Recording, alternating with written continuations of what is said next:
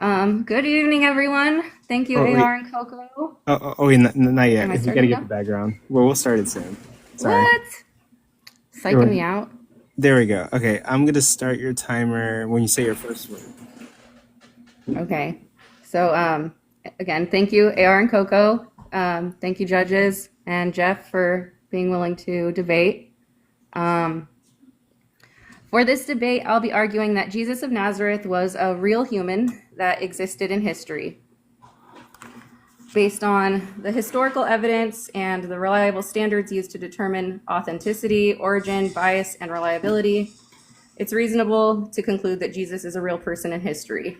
Between the source collection, source criticism, contextual analysis, the corroboration, the scholarly consensus, and its public dissemination, it's much less reasonable to assume that he did not exist.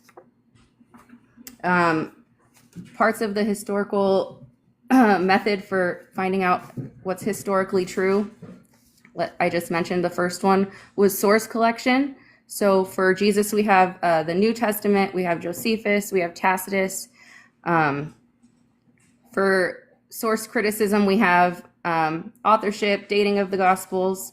And these things that I'm listing off are also applicable to other things in history, like, for example, Caesar's assassination. The same type of way that we know that that happened is the same way we know Jesus existed. So continuing on, contextual analysis, obviously that would be Second Temple Judaism, and the corroboration is with non-Christian sources. The scholarly consensus is that the existence is widely accepted, and it's been publicly disseminated with textbooks and media. And a few of the extra tools that we can take the credibility into account is things like the criterion of embarrassment, multiple attestations, the coherence and consistency, or consistency, and dissimilarity, with reviewing all of the evidence of Jesus as a person. It's highly credible to believe that he actually existed. If we are to take away this particular method, we would have to also pull into question people like Socrates, Pythagoras, Alexander the Great, Homer. It's just clear through how it's been evaluated that the impact of Jesus is historically traceable. The criterion of embarrassment, that's one that's pretty used to show that it's more likely that Jesus was actually a real person. So it's the actual criterion says, if a detail in a source is awkward, shameful, or potentially damaging to the author's agenda, it's less likely to be invented and more likely to be true. So things like the crucifixion would be a humiliating death for the supposed Messiah, that they would not want to invent a savior that's executed as a criminal.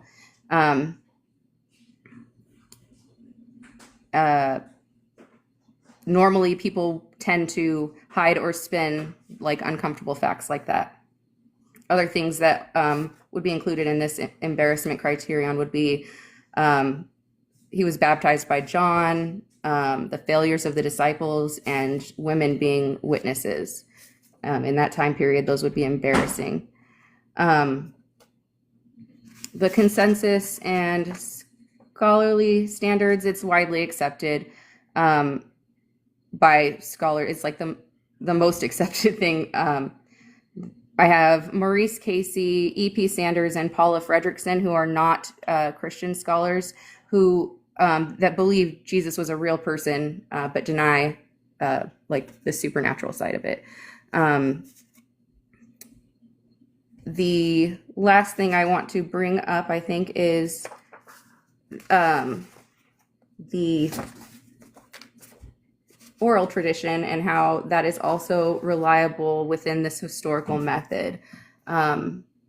because of the structure. Here it is. Oral tradition is defined as early attestation that is structured and communal. So with the oral traditions, you have things like repetition and rhythm that aids in patterns aid in memory. And then you have designated custodians like elders, priests, and bards. They had group correction, which is like the community's correct deviations from like retellings of the stories in real time.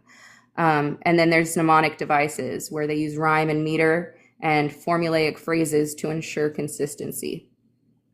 And seeing as how things like the Q source was probably oral, and things like the Corinthians Creed have been received and passed down, according to Paul.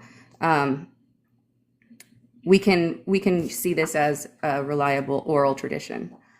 And I think that's all I have. Okay. I think my opponent, if he's denying Christ, has a very fringe view with no evidence. Okay, and with that, we will end your time there. Thank you for your opening statement. It was really good. Jeff for Truth, now you're going to get 7 minutes for your opening statement, and it starts whenever you say your first word. All right, I appreciate everyone for being here, the host, the judges, and the opponent for the debate. This is an excellent opportunity to debate the critically important issue, did Jesus exist? I am well aware of how devastating it is to devote your life to Jesus and Christianity only to find out later that Jesus never even existed in reality. I was raised in a Christian home and dedicated my life to Jesus and Christianity at the age of 16. But now I know, beyond a shadow of a doubt, that both Jesus and Christianity are both fake and man-made. This debate is not about the validity of Christianity, but if Jesus was not the divine miracle-working man that is described in the Bible, that certainly invalidates Christianity. As I did my research into the origin of Christianity, it became abundantly clear to me that not only was Jesus not a divine miracle worker who lived in the early 1st century, but he was not even a regular man who was crucified by Pontius Pilate in the 30s. I'm completely convinced that Jesus of Nazareth was a literary creation, not a historical person. He was neither God nor man. The primary motivation for the creation of Jesus was to change the Jewish narrative after a series of devastating losses in rebellions against the Roman Empire in the late 1st and early 2nd centuries. They're called the Roman-Jewish Wars. The Jewish people were governed by Rome in the 1st century, and the Roman Senate appointed Herod the Great as king of the Jews after the death of Julius Caesar around 40 BC. The Jewish people did not accept the Roman rule, which led to many small uprisings that culminated into all-out war in 66 Common Era. Jerusalem and the Jewish temple was destroyed in 70 CE, and up until this point, there is absolutely nothing in the historical record about Jesus or Christianity prior to 70 CE.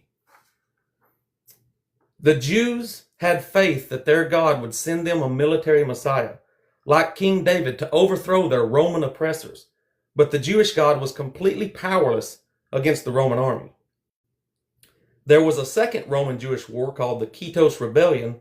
Then the third and final Roman-Jewish war called the Bar Kokhba Revolt concluded in 135 CE.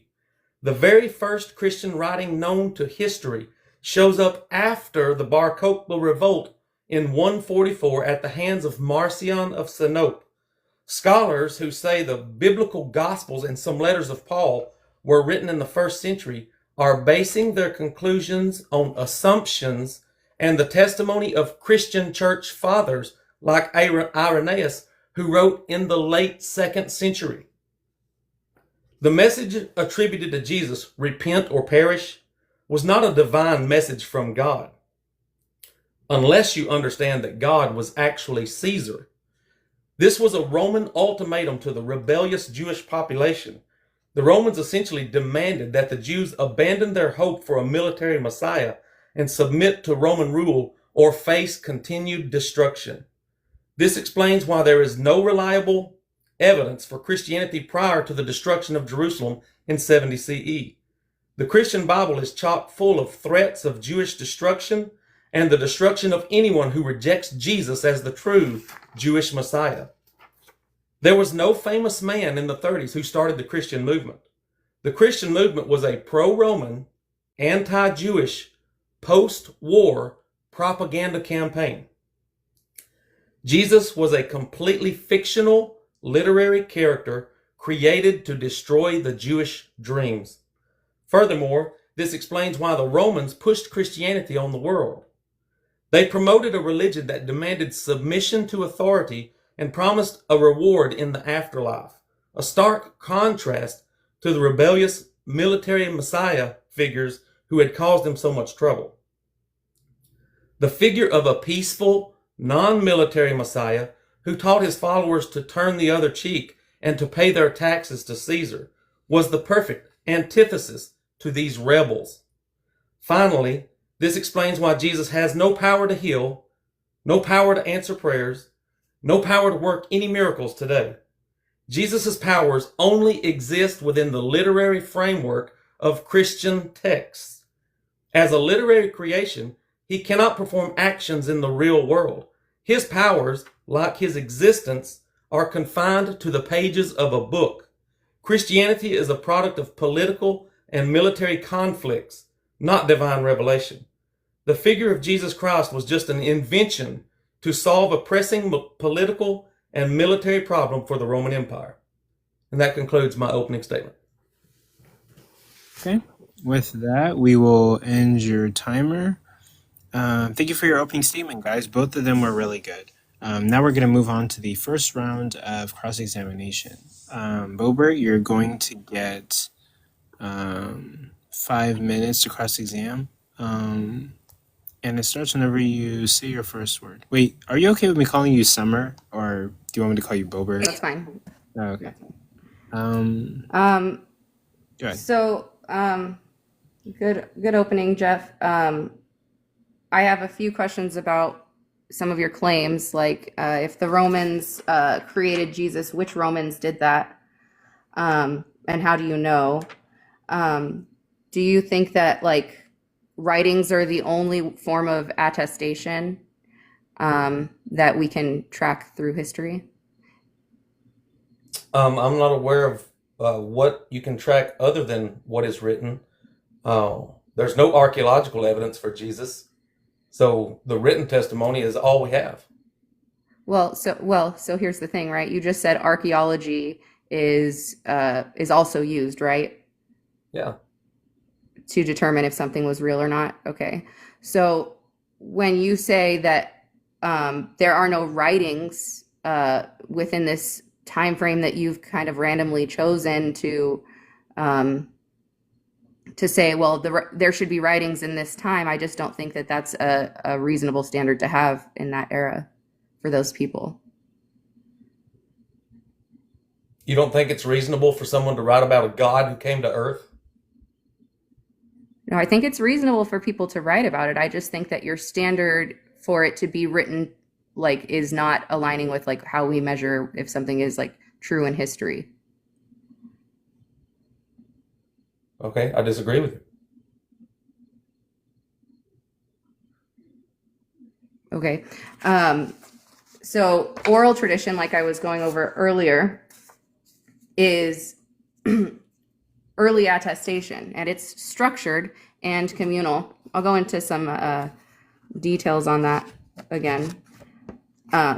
So when we have oral traditions that get later written down, like the Corinthians Creed, you can verify it through things like repetition and rhythm, designated custodians, group correction, and mnemonic devices. So the things that are in the Bible now that were formerly oral tradition and were talked about as oral traditions formerly in the present text are showing a structure that is reliable for historicity. So I don't see how you can determine anything about whether even an oral history about Jesus even existed. So that's a pure Right, that's assumption. my point. You don't understand like historical methods well enough to be making a determination of whether Jesus was real or not. So is it possible? Well, it's a question, but just because they write in poetic language or in rhyme or rhythm, in fact, that would indicate that it's not actual oral tradition, because that's something that would be poetry, not because people don't speak in poetic language. People write Not in stories in modern poetic day, language. Jeff, but today, but back then, especially in Second Temple Judaism, I think that's what the time era was. Um, this was how they would write and speak. No, it's not. I disagree. People did not, and especially uneducated Hebrew Um, fishermen. in 1 Corinthians 15, 3 through 8, there is even a repetition of the cultural norm with Paul's reception of the stories of Christ. So he received these orally and then repeats it and writes it down. Right. And when you watch This Star is Wars, part of the structure of like designating custodians in that time. and all Star Wars movies start off in a long time ago in a galaxy far away. When you write stories, you say this happened a long time ago. That's what's in 1 Corinthians Would 15. you be willing to read 1 Corinthians 15, 3 through 8 and show me where it says a long time ago in a galaxy far, far away? It says something very similar when it says I've telling you what was handed down to me. So he's making a claim that it was something that happened in the past.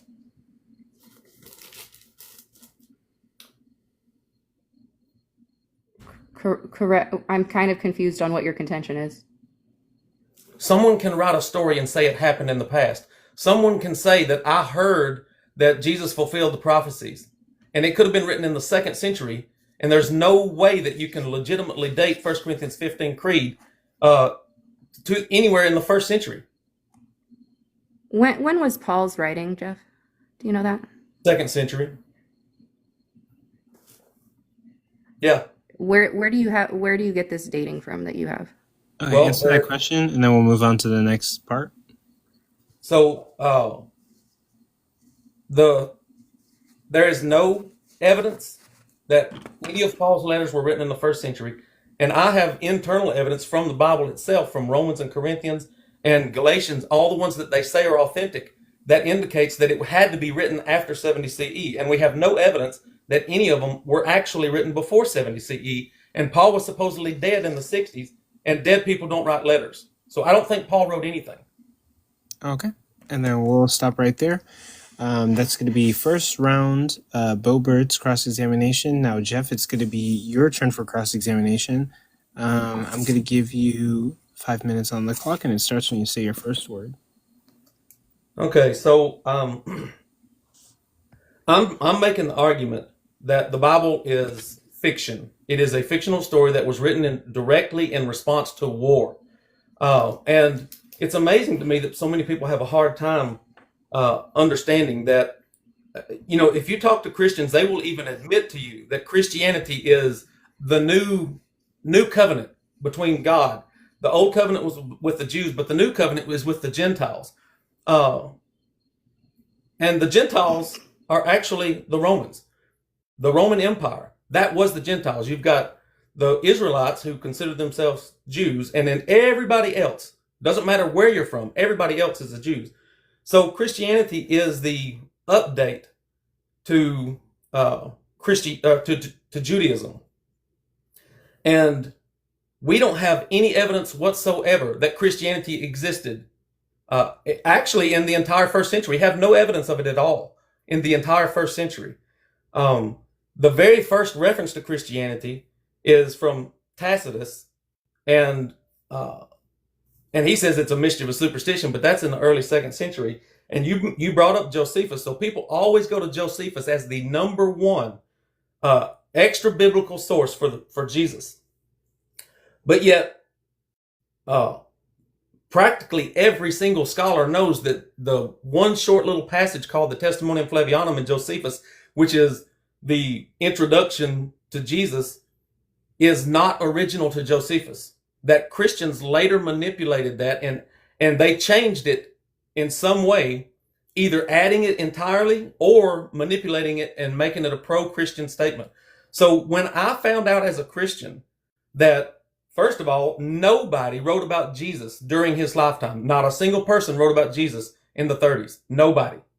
Nobody wrote about him in the 40s. Nobody wrote about him in the 50s. And scholars will have you to believe that Paul wrote in the 50s and 60s, but we've got scholars now, like Nina Liv say, that are writing books saying, no, this is actually not what the evidence shows. And so when I found out that nobody wrote about Jesus during his lifetime, and when I found out that the number one source that Christians go to outside the Bible is also a known Christian forgery. If Christians had to add Jesus to history, that is a huge problem. This is probably the primary reason why I concluded that Jesus didn't exist, because Josephus was supposedly born in the 30s, the same decade that Jesus supposedly lived and made his impact on the world. But yet Josephus wrote hundreds and hundreds of thousands of words and never mentioned Jesus or Christianity or any Christian movement or any Paul. He doesn't even mention Paul. So he doesn't talk about some guy named Saul of Tarsus going around starting churches all over the Roman Empire. There is absolutely no mention whatsoever of Jesus or Christianity or Paul in any way from a man who wrote, and he's our primary source of first century Jewish history. Also, just a quick reminder: you can talk the whole time, or you could also ask questions to Sommer to delegitimize and establish your point. But go ahead. Right. So I'm just I don't think I really have any questions right now, but I guess I would ask Bobert, are you aware that the Josephus Testimonium Flavianum is not original to Josephus?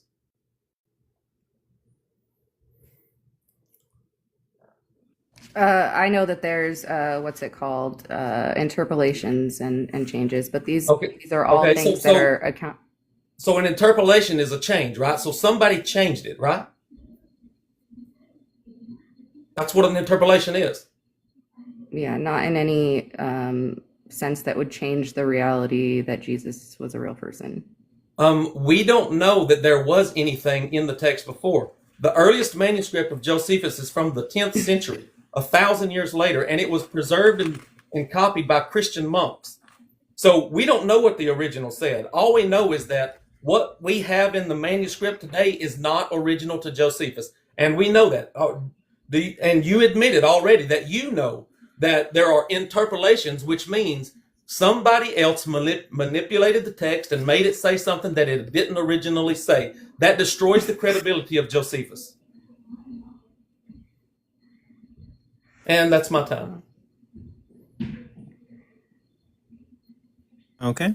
With that, that's going to conclude round 1 of the cross-examinations. We're not going to move on to round 2. Sommer, you're going to get 5 minutes, and it starts whenever you say your first word. Okay. Again, I have more questions, Jeff. I feel like everything that you say leads me to more questions. So who was Jesus made up by specifically? Why are there so many variations in the text?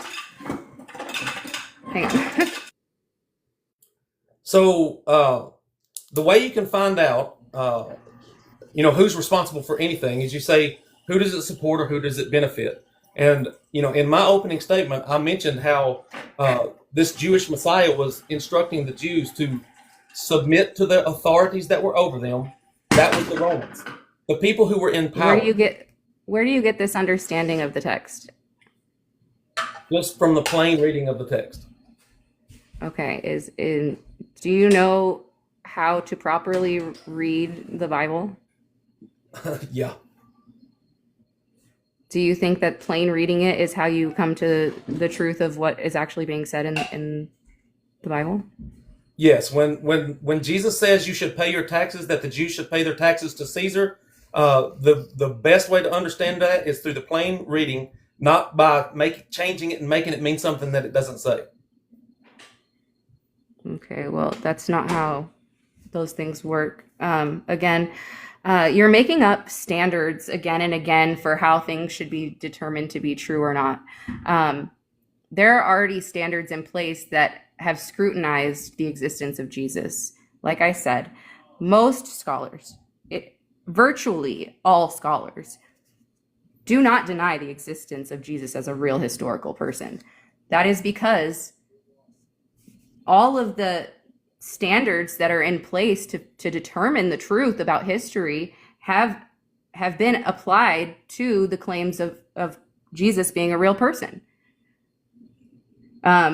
Josephus and Tacitus writing about it is just corroborating what the contemporary witnesses were attesting to.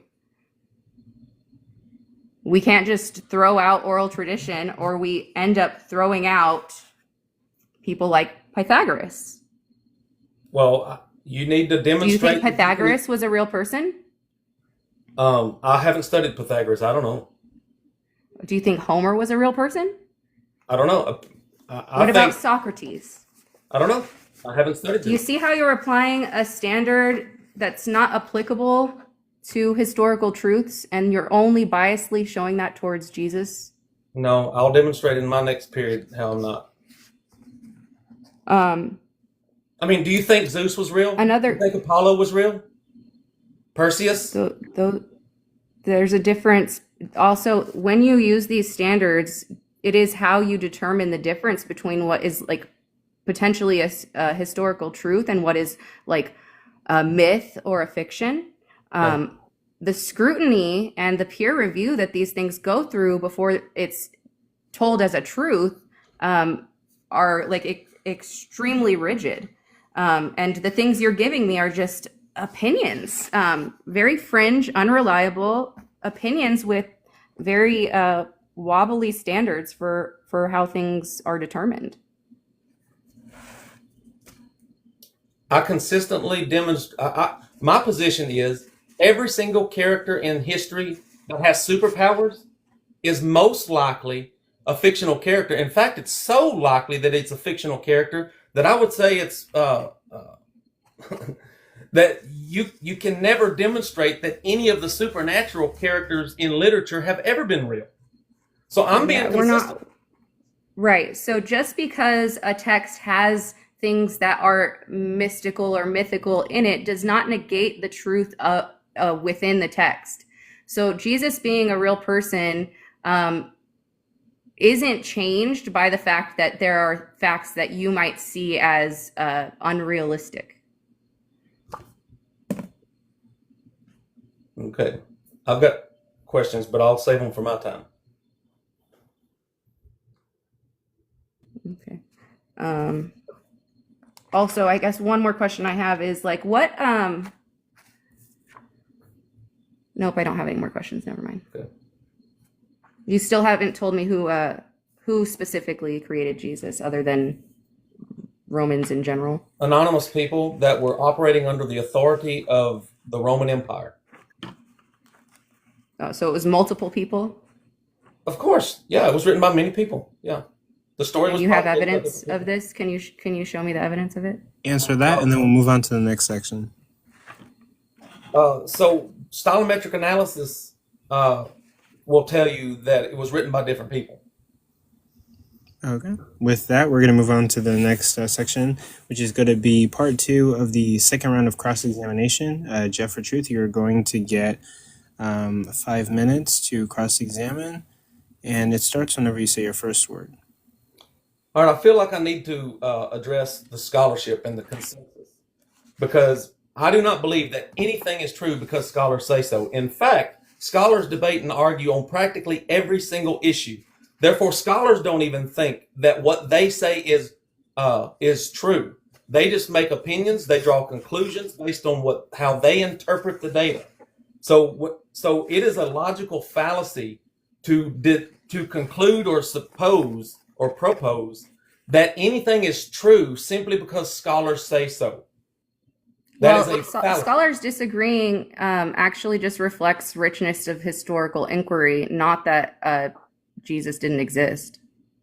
Okay, so now you said that the scholarly consensus is that Jesus existed, but that most of those same scholars who think Jesus existed deny the supernatural claims, correct?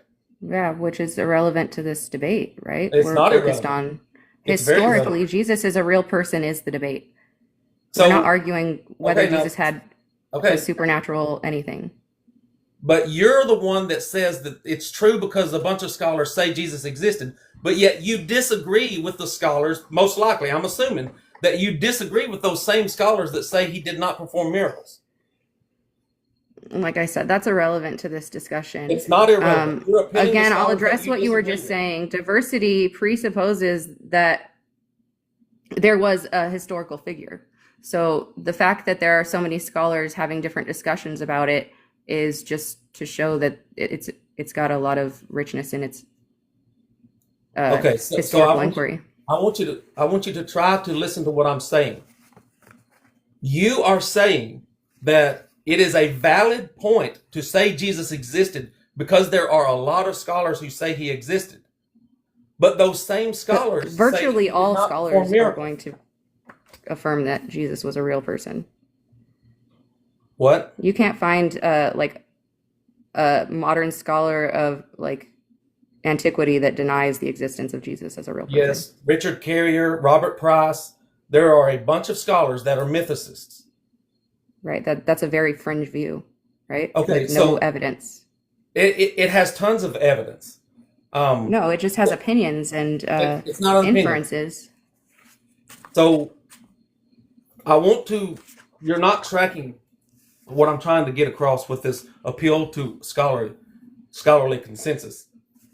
These scholars that you are appealing to, saying that it must be true that Jesus existed because a bunch of people say so, those same people, if you're going to appeal to these people... No, I actually didn't make that argument. I didn't say because a bunch of people say so, right? The fact that there are scholars who go through this information and they have methods and they're peer-reviewed, rigorously peer-reviewed, brings more validity to their conclusions, right? And if they give it to... Do you agree? Do you understand that many scholars disagree with other scholars? Just because they let a peer review it that says, oh, I agree with this, or then that doesn't make it true. Just because you can find two scholars or a handful of scholars that agree, it doesn't make it true. It's not a handful. It is virtually all scholars of antiquity. The only people who are disagreeing with this are people who are, it's an opinion-based thing. There's no evidence that they're bringing forth that is actually outweighing the evidence of Jesus. Bart Ehrman, for example, who is an agnostic, says Jesus existed, and we have more evidence for him than for almost anyone from his time. But we've got more evidence for Batman and Spider-Man than we do for Jesus. So you can write a lot of stories about a fictional character. Do you agree? You literally have zero evidence. Do you agree that you can write a lot of stories? You know who the about authors of those... Bro, Jeff, you know who the author... Well, you might not, but historically, we know who wrote those characters and their intent was... Bobert, this is for my them time. to be fictional characters. This is my time, Bobert. So this is all... We have evidence contrary to what you're saying. He's reclaiming his time. Go ahead. Okay. Do you agree that you can write a lot of stories about a fictional character? Sure. Okay, so the number of writings we have about Jesus are completely irrelevant as to whether Jesus existed or not. The number of writings is about Jesus. If it was from one person, then probably the amount wouldn't matter. But from people who are witnessing it and passing on the stories, the amount that we have is extremely impressive. Like, finish up. That's time, guys. That's time. okay. Right. I was gonna finish up. Okay, we're moving into the third round of cross-examination. So, Bobert, you're gonna get 5 minutes, and it starts whenever you say your first word.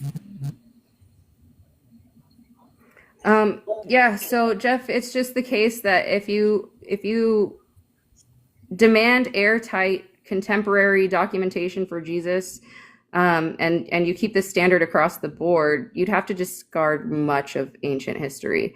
I think that you just really need a better understanding of like historical methods and how the Bible was compiled, maybe, and the scrutiny of the scholars that study it. So, again, I'm going to try asking, other than random people, who made up Jesus. You said it was for some war purpose. I don't quite understand any of the logic in that, especially because it was the existence of Jesus would have been during the Pax Romana. So you talking about wars doesn't quite make sense. Wow. So you're not aware of the Roman Jewish wars in the late 1st and early 2nd century? Yeah, before Augustus. No, yeah, before Augustus was in power. No. During the reign of Vespasian, Titus, and Domitian, Trajan, and Hadrian. You're talking about the persecution of the rebellious Jews. I'm talking about war between the Romans and the Jews and the destruction of Jerusalem. Yeah, I'm not exactly sure what you're talking about. Well, that's what you need to study. I'm sorry, can you elaborate on what this would infer? What this has to do with? It's the reason Christianity exists. And you're not aware of history. Yeah, you're just making a claim. Can you elaborate on why this is the case? The Jews rebelled against Rome and went to war, and many millions of lives were lost in actual ruthless war. And so Christianity was created after the Roman Jewish wars to change Judaism, because Judaism is what provoked the wars. And you don't even know that the wars happened. So why does Judaism still exist? Because at that time they were under Roman rule. They could have just by force done that, right? Judaism was changed of necessity because Jerusalem and the temple was destroyed, and the Jews were actually kicked out of Jerusalem for 1,000 years.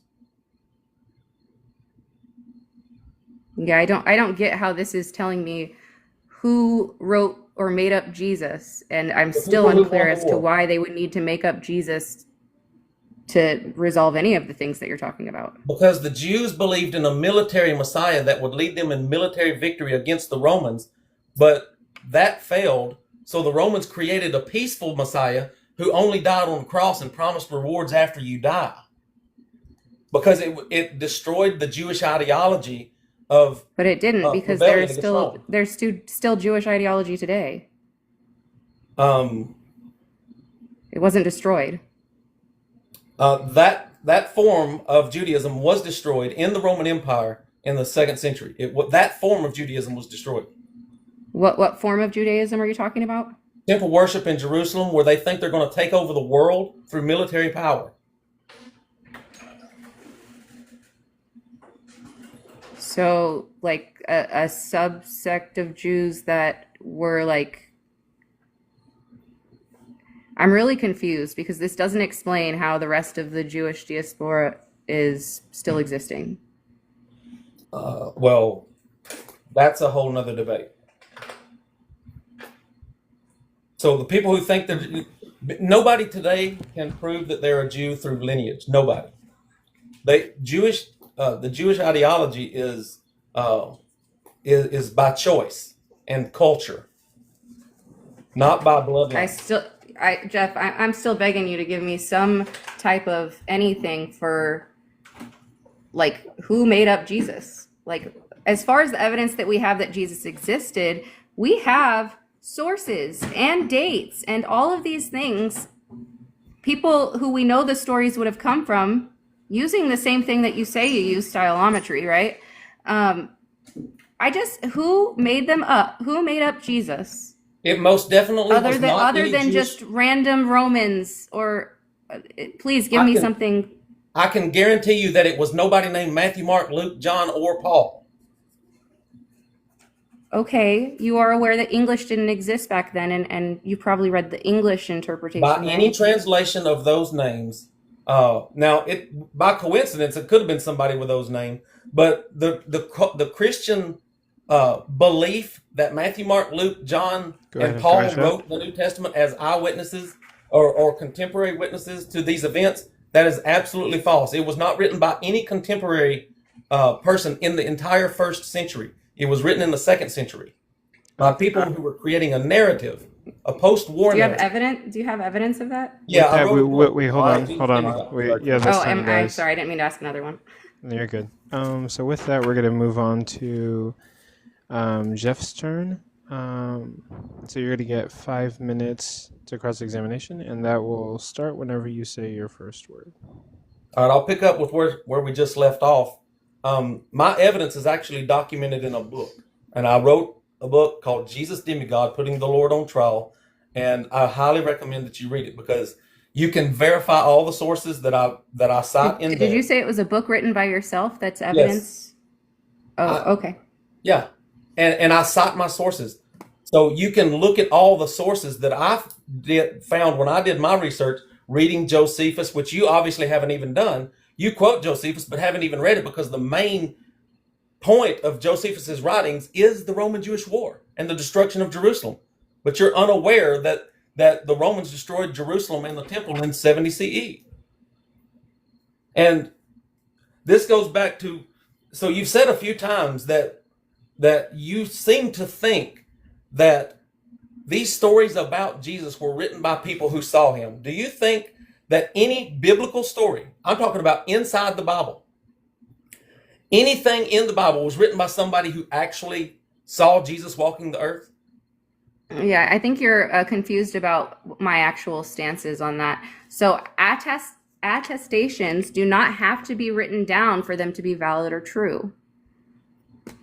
There can be oral attestations that later get written down and can be confirmed as having existed as prior oral traditions.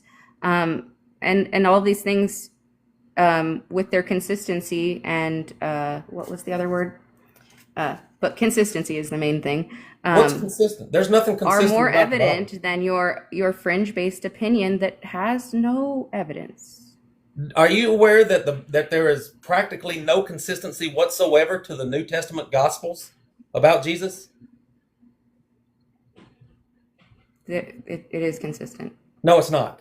So Matthew and Luke completely disagree about the Maybe birth if you're of Jesus. reading in an inappropriate way, then you could, like if you're doing a plain reading, you're going to find contradictions, which obviously means you're not approaching the text in the proper way. So Okay, stop right there. So Matthew, Mark, and Luke all say that Jesus ate the Passover meal with his disciples in the upper room Passover, on Passover day, and then they went out to the Garden of Gethsemane, and that's where he was arrested and tried overnight and crucified the next day, which would still technically be Passover because Passover started at sundown. That's when they ate their dinner, their supper. Then they went out, got arrested that night, and was crucified, and he was buried before the sun set the next day. So that was on their high holy day, the Passover day. The Gospel of John tells a completely contradictory story and says that Jesus was that meal that they ate was not the Passover meal, but it was 6 days before Passover. This is the same meal where he puts his hand in the dish. Where do you get your interpretation of this scriptures from, Jeff?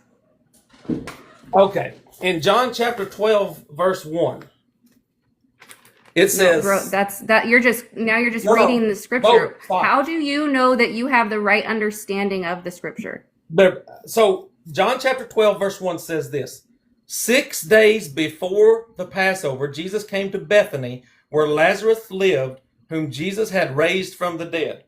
Now, how do you read that? What do you think this means? John chapter 12, verse 1 says 6 days before Passover, they ate a meal in Bethany. Yeah, so when I don't understand something in the Bible, I go to the sources that relay the information in the way that it's meant to be understood. So if you want to understand this verse, you would probably look to the church fathers and the people who are closer to the people that it was written by.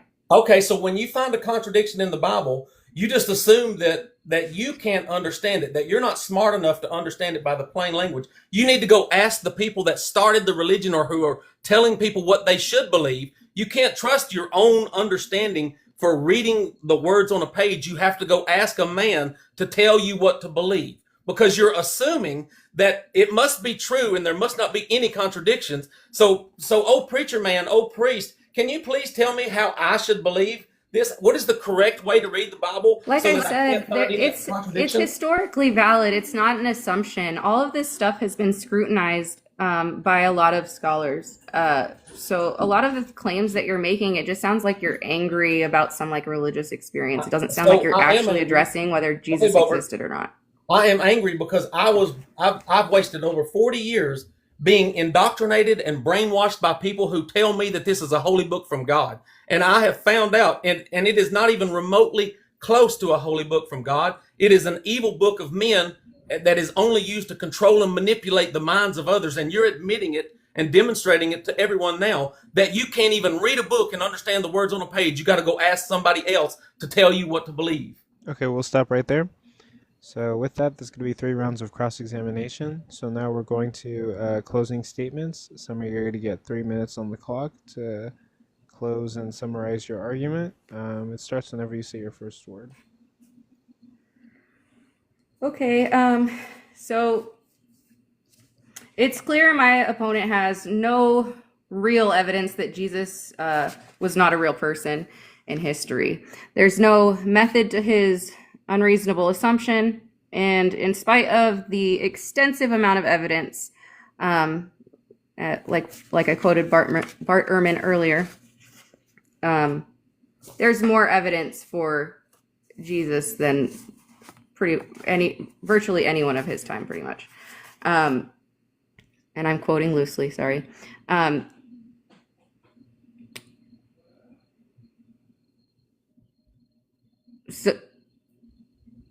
So in spite of the extensive amount of evidence that has been through a justifiable and rigorously peer-reviewed process, it's clear that Jeff does not understand how historical truths are determined and can't distinguish between myth and reality in this format. That's my closing. With that, we'll end your closing statement. I'll end your timer. And then, Jeff, you're going to have 3 minutes to sum up your argument. And it starts whenever you say your first word.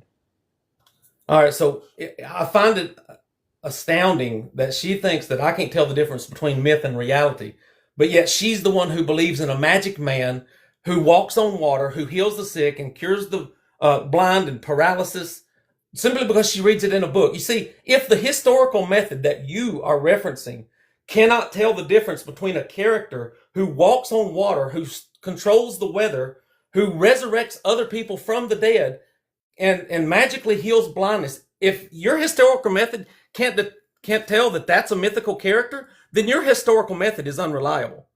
Because what I'm using is a consistent method of comparing written stories that have supernatural claims with observable reality. And so the way that I tell the difference between myth and reality is whenever you have a superhero. In fact, all Christians will tell you that every single God that has ever been written about or talked about or believed in is a false God, and people just made these gods up or they worship a false God, but yet theirs is real, and they have no evidence to back it up. Jesus said in Mark 16:18, whoever believes in him will be able to heal the sick by laying their hands on them. No Christian can do that today. And we know that there are people that lie and scam people and deceive people into thinking that they do that. But we know that that is a scam. It is not true. They don't do it. They don't go to hospitals and heal people. They only put on shows in their churches while they're collecting money. So they have an obvious reason, motivation for deceiving people into believing they have supernatural powers. So I am the only one in this debate that actually can tell the difference between myth and reality. And the same people who wrote the New Testament is written in Greek. The New Testament is the Greek New Testament, and the same people that wrote in Greek are the ones that wrote about Zeus and Hermes and Apollo and Dionysus and Asclepius and Perseus, all these mythical characters with mythical superpowers that fight minotaurs and gorgons. And you've got, the big bad man with red horns that comes from the underworld, and talking donkeys and talking snakes, and people that are magically parting huge bodies of water so that people can walk across on dry ground.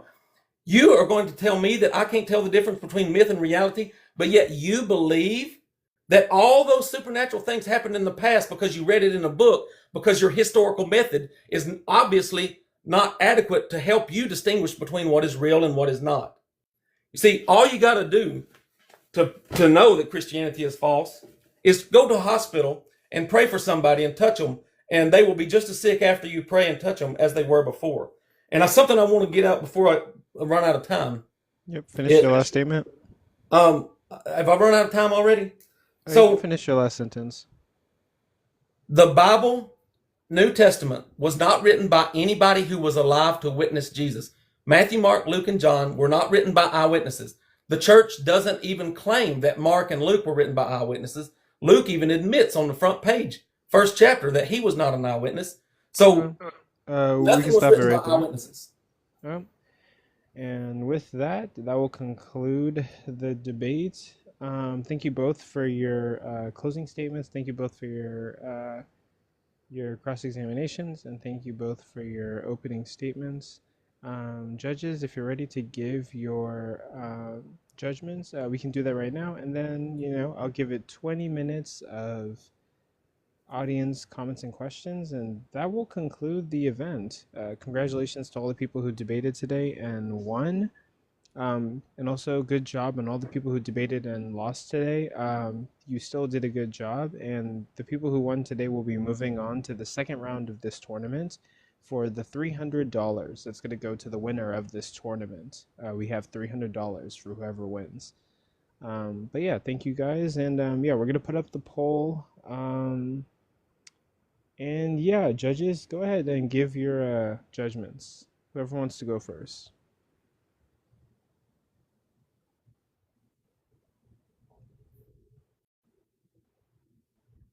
Or we can do audience first if you guys still need time. But so whoever wants to go first, judges. Maybe audience. The judges probably aren't ready yet. Okay, we can start bringing audience members up to give their We put them to sleep. Critique and concerns. First person we got is Forrest the Legend. Yo, what up, Forrest? How you gonna hop up on here and have a teacup? I'm kidding. Wait, Forrest. Okay, Divinity's back. What's up, Divinity? Hey, wait, we're giving our opinions, right? Yeah. Also, by the way, you won your debate. Oh, cool. You still won, even without a closing. You still won. Got it. Anyway, yeah, I mean, on this debate, I only saw a little bit of it, but it sounded like Jeff was trying to say that Summer was like contradicting herself because her reasoning to believe in the existence of Jesus also led to the reasoning to believe that Jesus was not like supernaturally powered, and that like she's like somehow contradicting herself. Um, I mean, that doesn't really work because the experts regarding the, historical evidence surrounding Jesus' existence are not the same. They're not the experts on like the existence of metaphysical superpowers, so it's not really like the same sample of experts. But even if that were true, I think she rightly pointed out that it was kind of irrelevant, and presumably Jeff agrees that Jesus is not superpowered, and by his own reasoning also would believe that Jesus existed by the same expert. So it's like it's just a little unclear how that was relevant to the debate. I think you're making reference to when we were having the conversation about she was saying that Jesus is likely true because it's the scholarly consensus. But those same Yes. but those same people, many of them, and Bart Ehrman is one of them, that will say, I absolutely do not believe that he performed any of those miracles. So what they're doing is, the problem is, not a single person wrote about Jesus as if he was a regular man. Every single person who ever wrote about Jesus as if he was a supernatural character. So you have no evidence whatsoever to support that Jesus was a regular human. You only have sources that say he was a supernatural human. And so when you realize that the supernatural sources are not credible, then you have zero evidences for a normal man. But I thought you were saying that the same scholars believe Jesus existed and wasn't superpowered. Um, The- I was making the point that in other words, if you say I follow Bart Ehrman's methodology and I come to the same conclusions as Bart Ehrman, if you did, then you would have to say that Jesus was never performed any miracles whatsoever. but That he did was just a regular exist. man that somebody wrote mythical stories about later hmm after he was dead. Yeah, but isn't that the claim that Jesus existed? Not that Jesus existed and had supernatural powers. Well, so there are no so you got to understand that in order to come to the conclusion that Jesus existed but had no supernatural powers, you have to discredit the only sources for Jesus. But I thought you said that the scholars said he existed and didn't have powers. What the scholars are doing is discrediting. Bart Ehrman discredits the Bible, and he uses the Yeah, but Bible then as his only source that Jesus existed, but he discredits his source. oh, so you're saying the authors is contradicting themselves. I'm saying Bart Ehrman is discrediting his only source for his conclusion. Right. So it wasn't like They're two different claims, right? is it were you I thought you were trying to say that Bobert was or that Summer was contradicting herself, but now you're saying the scholars contradicted themselves. I'm saying it's a logical fallacy to appeal to scholars for anything. Okay, well that doesn't seem like what you're it sounds like you were trying to say that the scholars are wrong. They are wrong. The scholars are wrong. They're wrong in saying that Jesus existed but was a Yes. regular guy. Yes. So there's no evidence so right. But you think that And when here's why. you Let think me that by explain it them because this is important. right. The reason the scholars are wrong is because their only sources for their conclusions are sources that they discredit. When you discredit the Bible sources as reliable sources and you say, I believe this part of it, but not that part, that means they're arbitrarily picking which parts to believe and which parts not to believe. And all Bart Ehrman does is strip away the supernatural and say, well, he could have been baptized by John the Baptist and he could have been crucified and he could have even had a brother named James. That's all reasonable. But I mean, you're saying it's like arbitrary selection, but like Yeah. presumably the selection is like part of the Bible is like positing the existence of things that are miracles, and the other part of the Bible is just positing historical events. It's like that's a bright line. That's not arbitrary.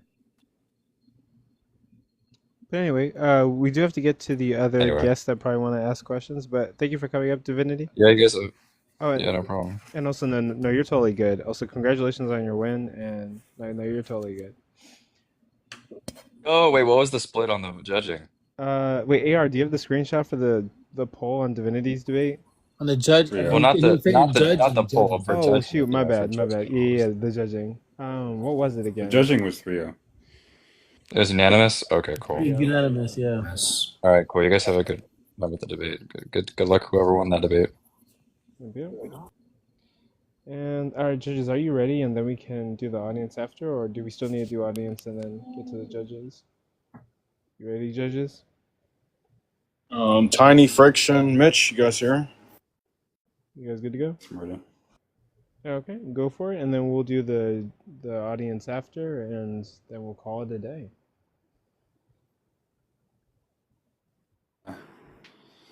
Yeah. Okay.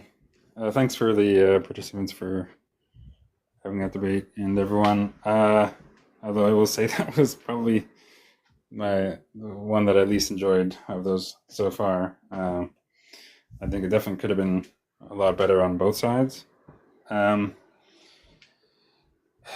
Some of the discussion on methodology and considering whether, what sort of skeptical or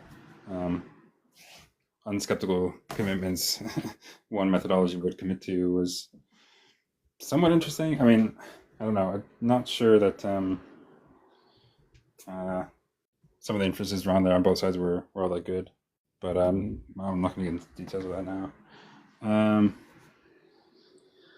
I thought, I thought the support from Jeff was a bit lacking, and some of the stuff he said was strange. I don't know that all the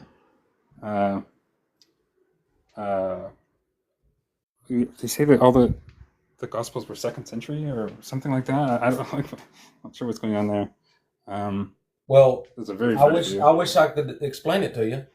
Yeah. So like, obviously, some I'm other not time. going to judge harshly against that because it's not something that was seriously challenged or pursued in the debate. But yeah, I thought it was a strange point. The point about the appealing to scholars, I mean, obviously it's not fallacious broadly to appeal to scholars to draw inferences. It's perfectly legitimate if we have reason to think that scholars in some field or on some topic are reasonably reliable, or at least more reliable than other means of coming to decide some matter, to appeal to them as some support for the view that they come to. Now, whether that would, there's some sort of something self-undermining in this applied to this case, I don't see why. I mean, at best you could say that, well, because she also believes in the supernatural claims, if she does, although I think Bober did a good job to separate that other commitment from that debate topic, which it is separate. Because of course, because if it's someone who has the same view about there being historical Jesus, but disagreed that he's anything supernatural, could have made all the points that Bober made, I think, and then what's the relevance of this other objection? But at best, it would show that there's some sort of tension in her view, appealing to scholars for the historicity of Jesus, when similar or those same scholars would deny his supernatural capabilities and acts. Although I'm not so sure that the prevalence of scholars would deny that. Of course, I think they would not accept it. Historians would not typically endorse it as a matter of demonstrated history, but that's not the same thing as denying its actuality. And pointing to some scholars who do deny it as a matter of history, I don't see how that's anywhere near the same sort of consensus that would. Well, anyways, I'm reading more into this than it was actually discussed, but I didn't think what Jeff had to say on that point was very good, and what Bober said was okay, although it could have been pursued much further. Let's see. I guess there are a few other things. There's a few other things I could cover, but I'm kind of tired, so I'm gonna end, and I say that I would give the win to Bober, but I wasn't overly impressed by either side in this one. Okay. With that, thank you for your judging, and we're gonna go to the next judge. Who's it gonna be, Tiny or Mitch? I mind going next, as Tiny's our new guest judge. Okay. So congratulations both. I think openings were good. Sommer, I think you did a good job in establishing the kind of historical criterion used to establish somebody's historicity, and that in denying Jesus' existence, we'd have to deny figures like you mentioned, Socrates, you mentioned, I think, Homer and other figures. I think there was maybe an over-reliance on method and on scholarly consensus. However, Jeff, I think your challenge to this was kind of odd. I just I guess agree with Friction. I think it's not fallacious at all to defer to scholarly consensus. I do think you gave good motivation for why it might be the case that scholars that scholars do side with Jesus, but or affirm Jesus' existence. But you then hinged a lot of that on this kind of, I don't know, this idea that on one hand, the claims that we have seem to affirm Jesus as a supernatural being, but on the other hand, there aren't any claims of him being a normal man. And then you focus on the fact that the supernatural claims are likely not true. I can see what you were trying to do there, but I think you did fail in your execution. I do think you just spoke past the prompt, and this was more speaking to, did Jesus have superpowers rather than did Jesus exist? And speaking of superpowers in your cross, I think you weakened your cross significantly by saying that like Batman has more evidence than Jesus. I think you eventually came around to exploring that point, and saying what you meant is if the number of literary, if the number of writings, is massive, it doesn't necessarily mean something is real. Like there are lots of writings of Batman, but Sommer's claim was never that a lot of writings lead to something being real. It was that there are particular standards of evidence. So that just completely failed to address Sommer's point. I mean, I agree with Friction. It was just, overall, I think it wasn't my most disappointing debate of the night, but it was maybe second. I will probably just land the plane in the crosses because, Jeff, it seemed like you did weaken your claims quite a lot. Sommer, I think you also you did well to keep reiterating this point that the scholarly consensus is what it is, but then you also got really caught up on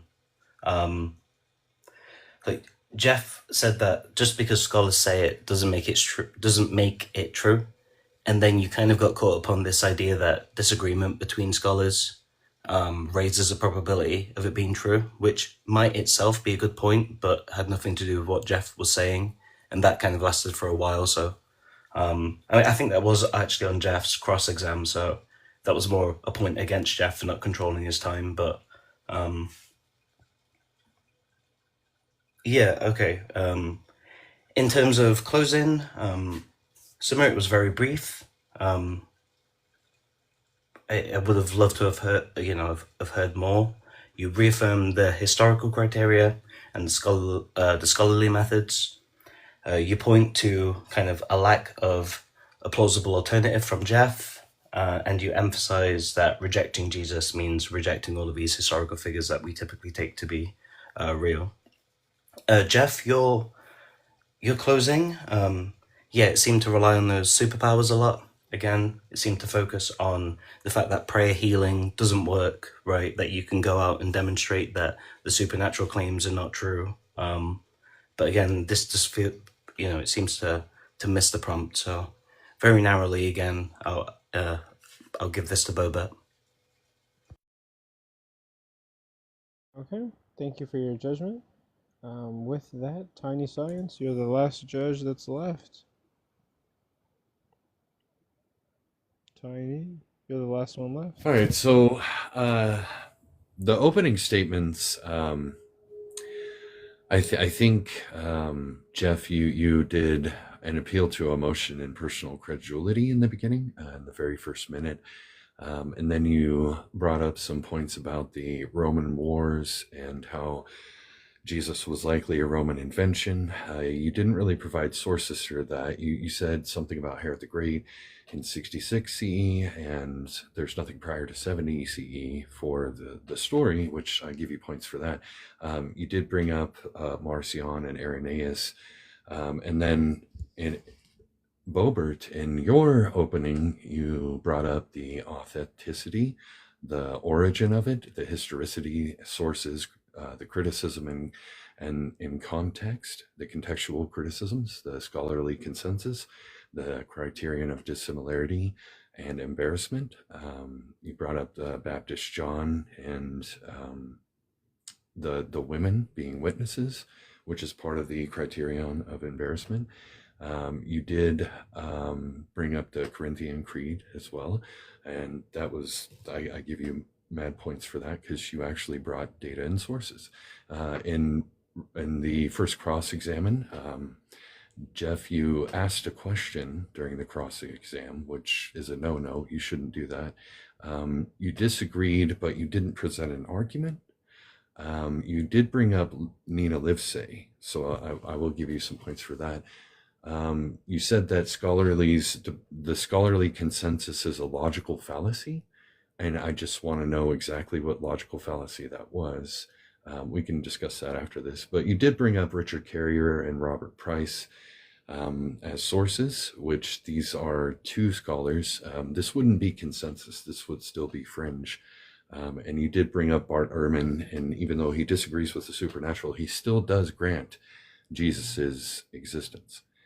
And in the second round of cross-exam, Boebert brought up, how do you test the text? Like, how do you compare the text? Like, how do you read it? How do you make a judgment on it?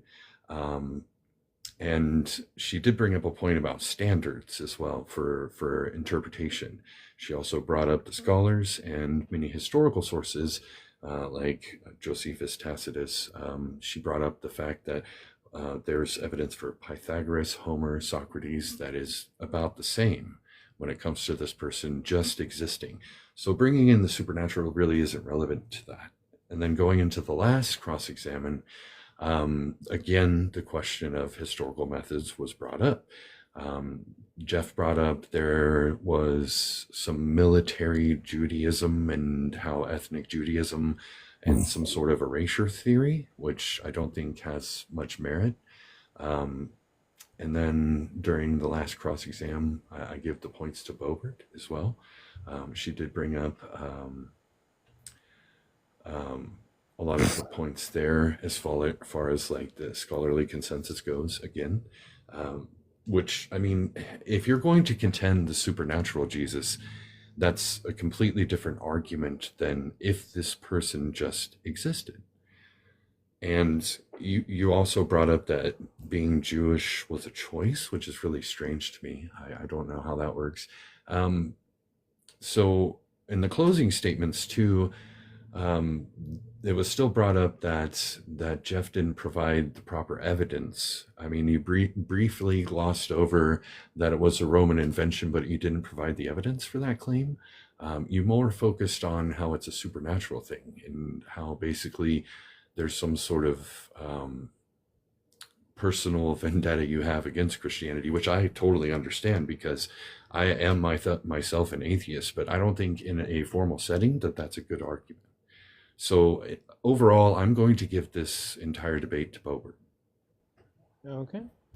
With that, Boba or Sommer is our winner, and you will be going on to the second round of the tournament. But thank you to both debaters for debating. We do appreciate both of you guys.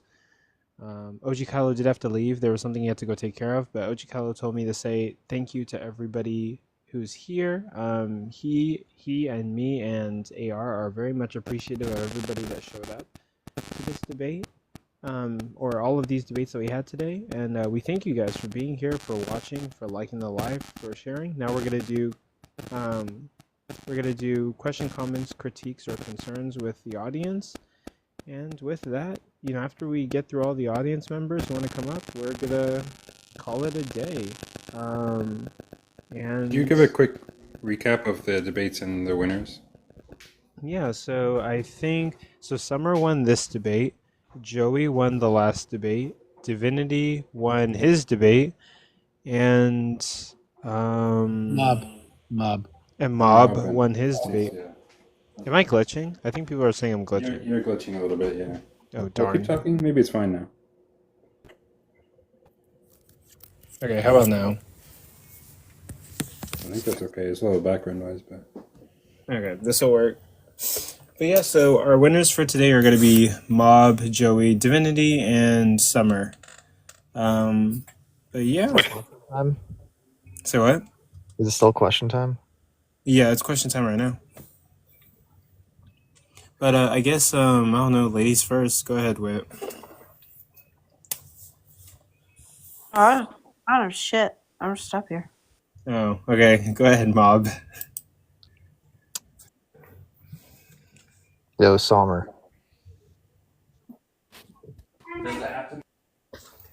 What do you think of the whole Christ before Jesus, like stylometric analysis kind of points? What do you think of that stuff?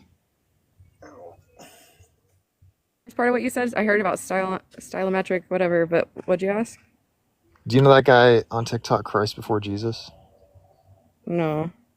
Oh, you don't? Okay. I think I've heard the name before. Or Jeff, what do you think? I guess I can ask you.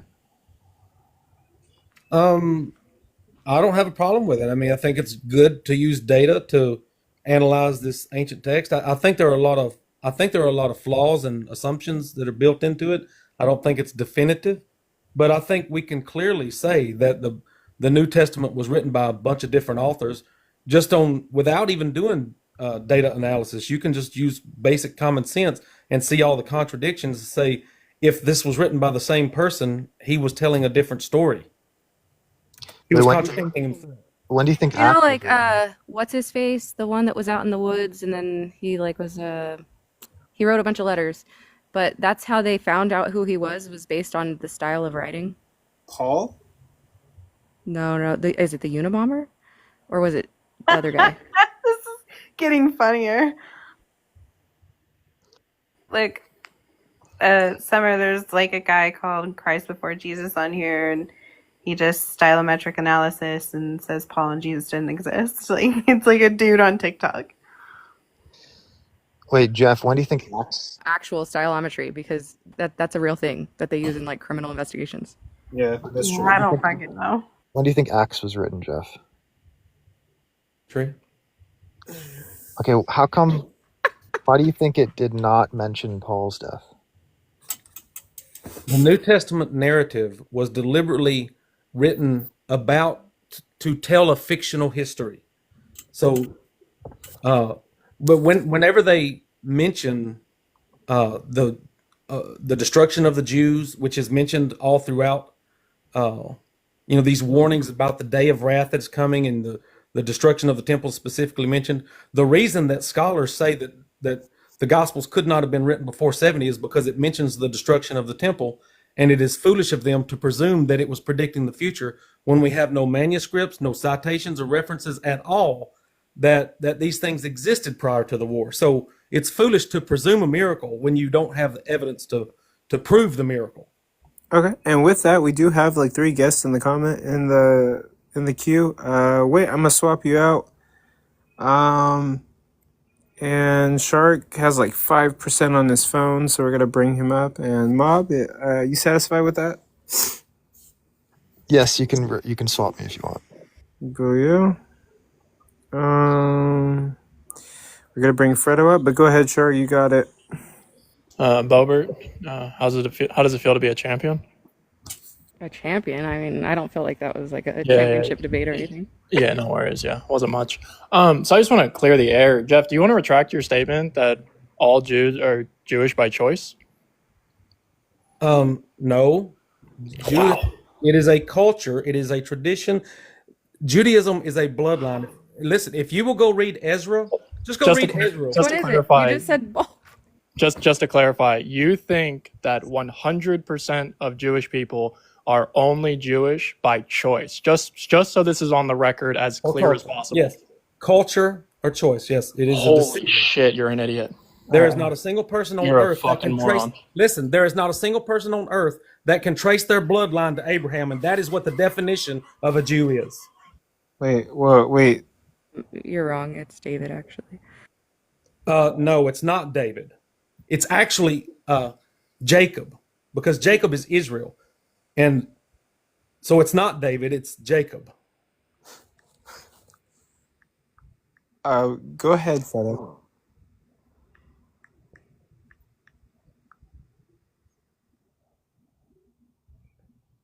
Wait, the hermeneutical question was like, but you nearly lost me at that.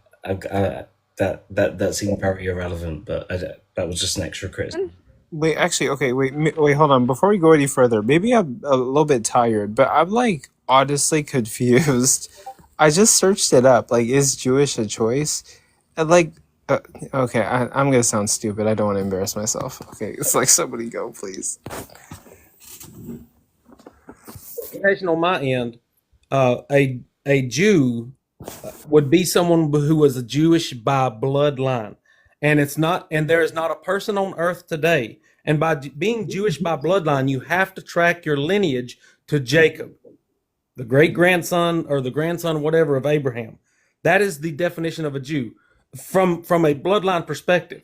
So Jesus, even according to the Bible, Shit. Jesus would not have been a Jew because he was supposedly the son of God, and you cannot be a son of God and be a Jew. You have to be a son of a Jew to be a Jew.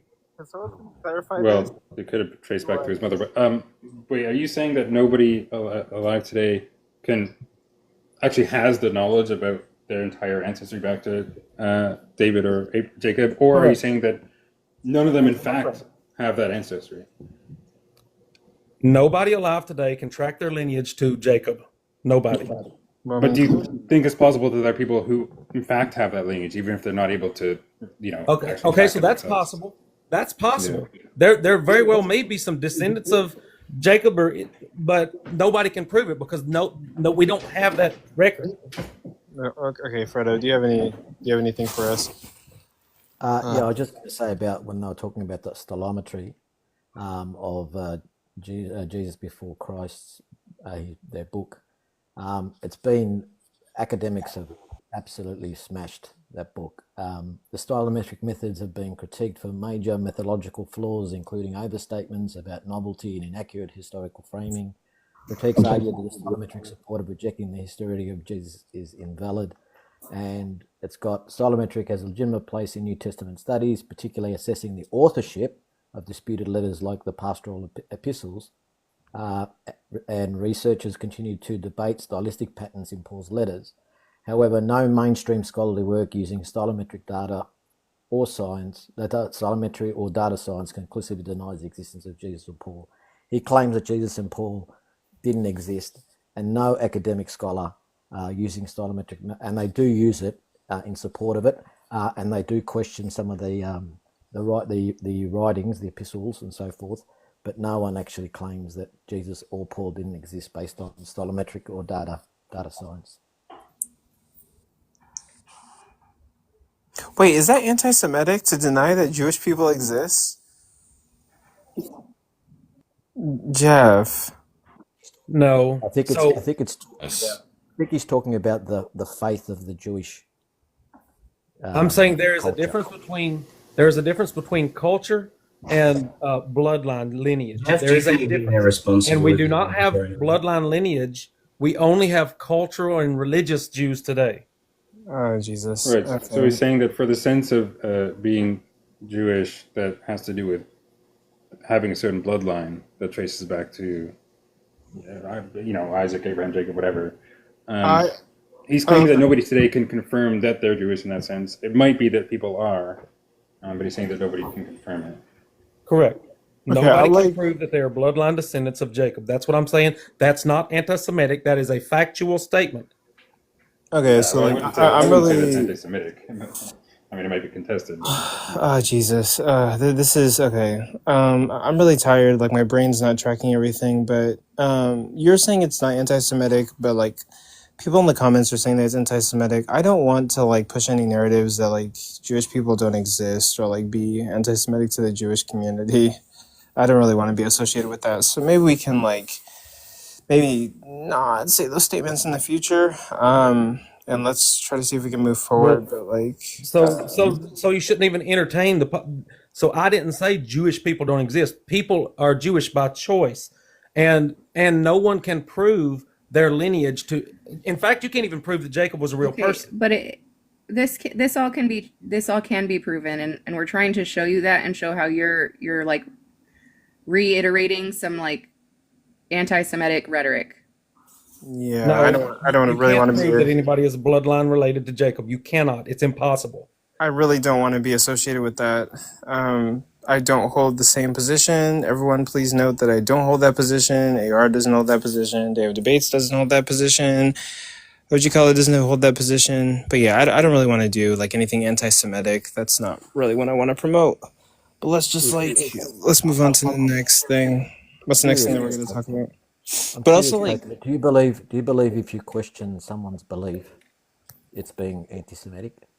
I mean, like, there's a blurred line here that I am having a hard time, like, trying to figure out where it is and not cross it.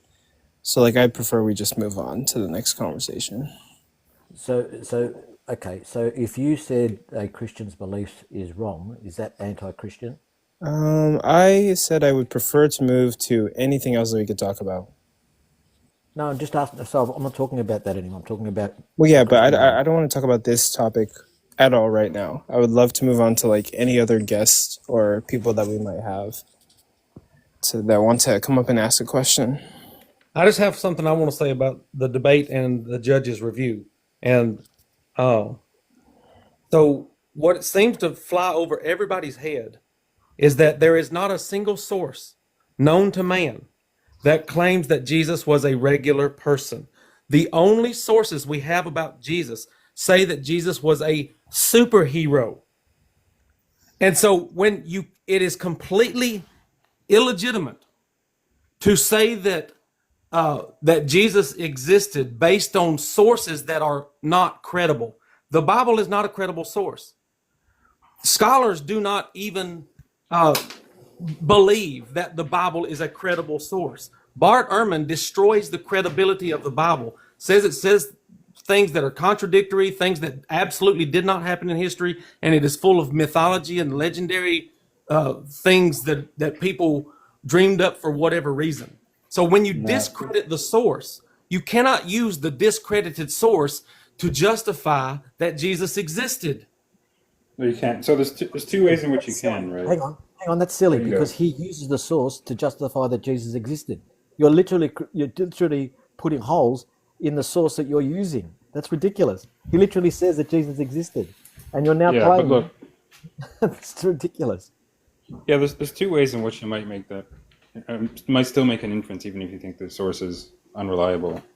First of all, you might think it's not wholly unreliable. I mean, Bart will say that it gets a lot of things right. I think many people will agree with that. It gets a lot of details of history correct. Now, you might think that, well, okay, there being this person, Jesus, maybe that's one of the ones where it's not correct, or we have less reason to think that it is correct. But no, just generally thinking that it's unreliable in certain respects isn't grounds to dismiss it altogether as a source of history. But the other issue is that even if you think it's broadly unreliable, we might argue sort of independently that there being a text like this and the movement that came out of it is best explained by, in part, there being this historical figure. And I think that sort of inference doesn't require thinking that the text itself is very reliable. But, that's a further inference that you can make. So the necessary question, if you think that at least the Bible is reliable enough to say that Jesus existed, but if you're going to take the position, and almost everybody does, except for Christians that are just believing the whole thing, if you say that I don't believe the miracles are credible, you have to come up with some rational explanation for why people would turn a regular person into a superhero. And my narrative is what explains why they turned this character. I don't believe it was ever a real character, but they turned this Jesus into this superhero because they wanted him to replace the Jewish messianic figure. Look, I'm not going to dispute that there. I'm not going to dispute that there would be motivations to invent him as well. But it's also not. There's an incredible precedent for people attributing supernatural abilities to regular people. It's happened today. It's happened throughout history. I'm not so sure why it'd be so surprising that happened in this case. Well, so a good example is Josephus says that Vespasian performed the same miracles that Jesus did. He spit on the dirt, took the mud, and rubbed it on the guy's eyes, and he cured blindness. And another man had a withered hand, and he stepped on his hand in the name of Serapis. Well, hold on, guys. This isn't supposed to be like another debate, and we also got another guest. So let's probably try to move it on. You guys could probably have this discussion like some other time. Thank you, Fredo. Go ahead. Yeah. Ask your question. Thank you. This is a question for Jeff. Why are you so bad at debating?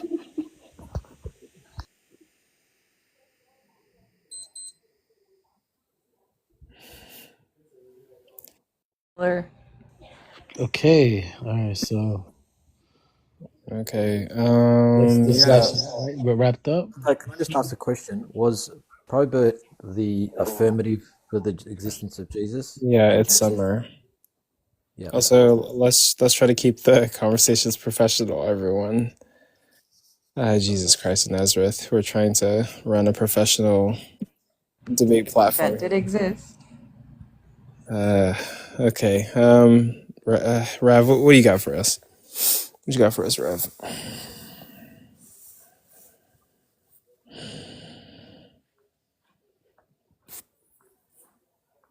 Jesus. Can I just ask to clarify what happened?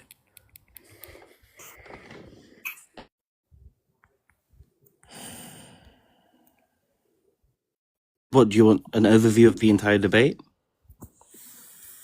5 minutes, apparently. Well, yeah, I guess Jeff tried to give, an alternative view that Jesus is an invention of the Romans, right? To kind of quell Jewish upheaval and to help Jews assimilate into kind of a new religion, kind of verified internally by there being this new covenant, right? Sommer appealed to the consistency of like historical methods, the consensus among scholars at the moment that Jesus did exist. And then, yeah, there was cross-examinations where I think Jeff went off track a few times, which I think cost him the debate.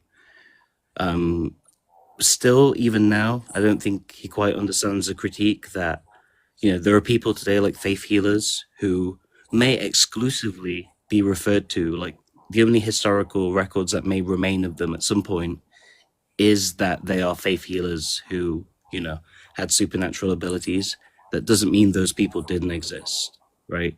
So whatever Jeff tried to attempt by kind of creating this dichotomy between, sources that exist that say he's a normal human being and sources that exist who say he's a superhero, and saying that, there are none that exist in the former category, just failed to be convincing as an argument. Whereas a lot of time is spent on that. So yeah. First of all, everybody should go watch Mitch's new video that he's tagged in. It's phenomenal. I just wanted to highlight that for a second. That was great earlier. But I think what I was more asking was about the question about like being Jewish as a choice. I just wanted to like clarify that. That topic's off the table. What's that? That topic is not. We can't discuss it.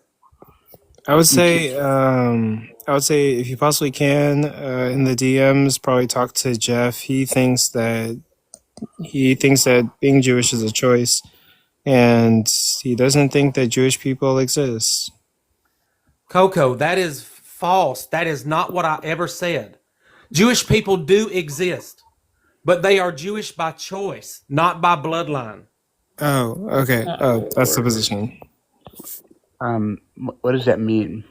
That Jews are Christian. So Christians are also Christian by choice. They choose to be Christian, or maybe they are raised in a Christian household. All right, before you guys go on this tangent, I would just want to say thanks for the debate. I'm gonna head out. Thanks. If you have more questions, just message me. Summer, check your messages. Okay.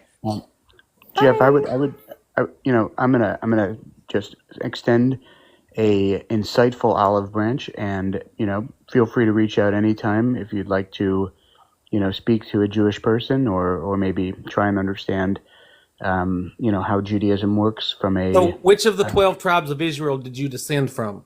That's a great question. I'm actually of the tribe of Levi. No, you're not. Okay, yeah, you guys could talk about that in the DMs. Okay. What is happening? Thanks, Jeff.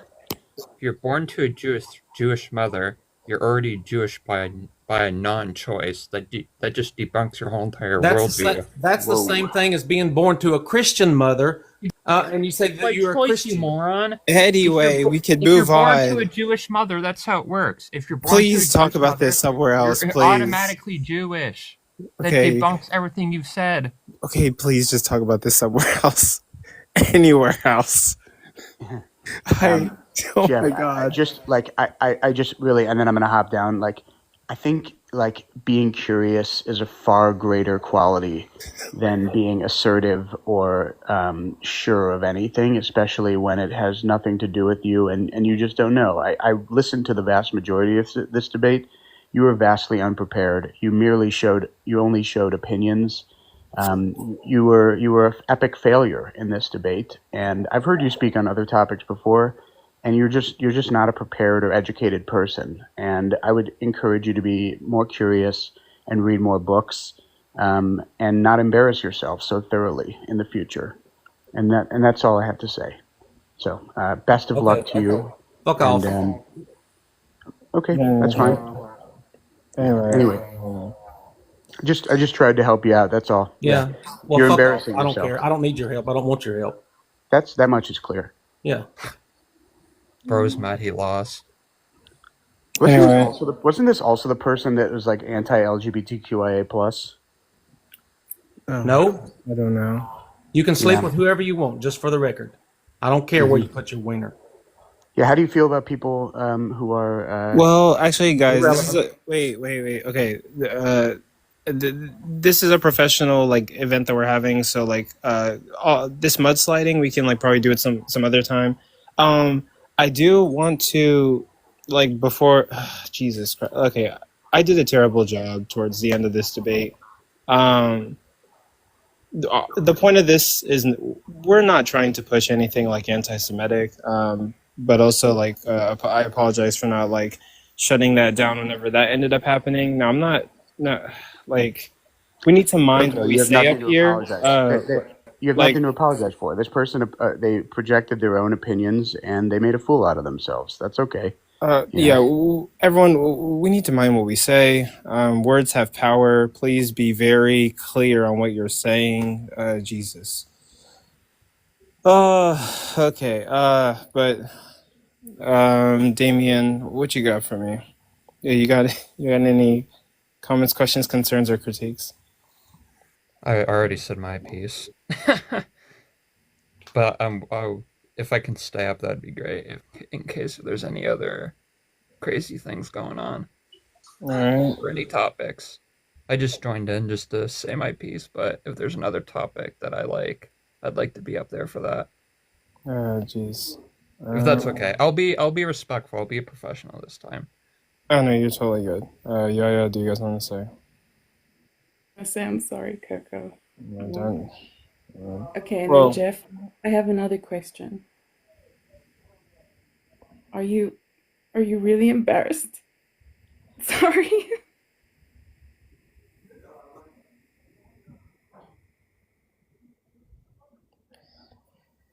You got anything, Jake? What just happened? Yeah, I was gonna ask Jeff. He said the scholars are trusting in scholars or using them as a logical fallacy. So if that's the case, then why do you quote any scholars in your book? So let me clarify. It is a logical fallacy to appeal to authority. This is a well-established logical fallacy. What it means is nothing is true because scholars say so. What you have to do is understand the evidence that drew them to their conclusion and debate the evidence. So you can say a lot of scholars, in fact, it is true that it is a consensus that biblical scholars believe that Jesus existed. That is their conclusion, but that doesn't make their conclusion true. It is not true just because a lot of scholars say so. So if you don't understand the reasoning behind why the scholars say something, if you're just appealing to the authority and say, well, I just trust Bart Ehrman, but all the Christians who appeal to Bart Ehrman disagree with Bart Ehrman. So if you disagree with Bart Ehrman, then there's nothing wrong with me disagreeing with Bart Ehrman. Appeal to a scholar, say, Bart Ehrman must be correct because Bart Ehrman has studied things way more than us. So whatever conclusion Bart Ehrman comes to, I don't need to study the evidence. I'm just going to draw the same conclusion that Bart Ehrman did. But Bart Ehrman draws the conclusion that Jesus was not a miracle worker. He didn't perform any miracles. So every single Christian who appeals to Bart Ehrman is committing a logical fallacy because because they are only appealing to the parts that they like and they're rejecting the parts that they don't like and saying that it's inappropriate for me to disagree with Bart Ehrman.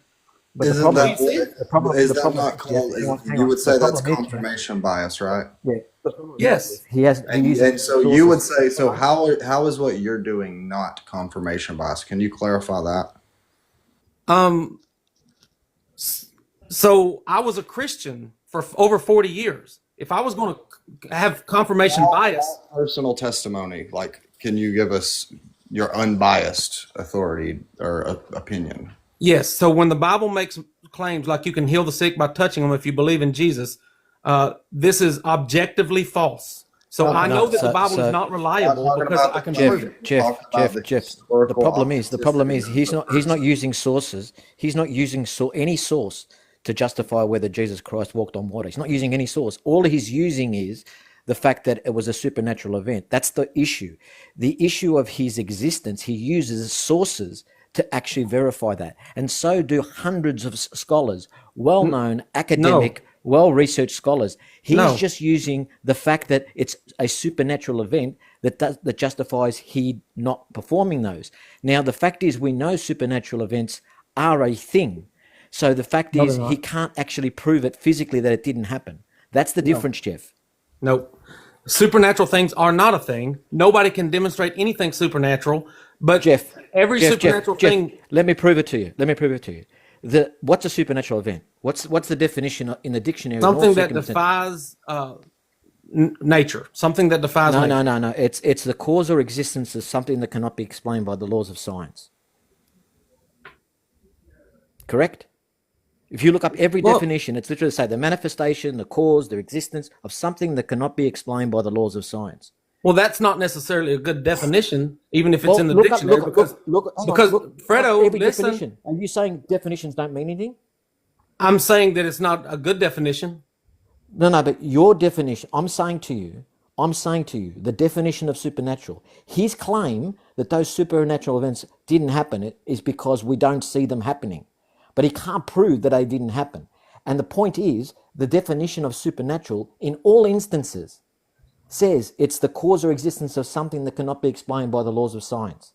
I would define it as something, Fredo, I would define it as something that can only be explained by a God. No, see, this is the problem. You've got your own definition, and you don't understand the definition of the word. The word is defined. All right, guys. This is turning into a debate. Words are defined in more than one way. Words have many definitions. Hang on. You can define it however you want to. You can define it how. Okay, I'm tired, getting a little bit frustrated. It's kind of time to end the night. I was going to comment on the appealing to authority, but if you want to end, that's fine.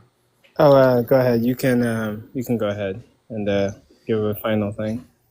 Go ahead and drop down. Yeah, look, I think it's in many cases perfectly reasonable to appeal to facts about scholars or scholarly consensus without even having to analyze or assess the data or evidence that led them to their conclusions as support for particular conclusions. Like if I found out that 100% of scientists working on some topic in physics agree on some natural law, but I have no idea what data or evidence led them to that conclusion, it's still a perfectly reasonable inference to say, well, okay, that's at least some, maybe even very good evidence in favor of that natural law. I don't need to understand what the actual evidence is, although it would be nice.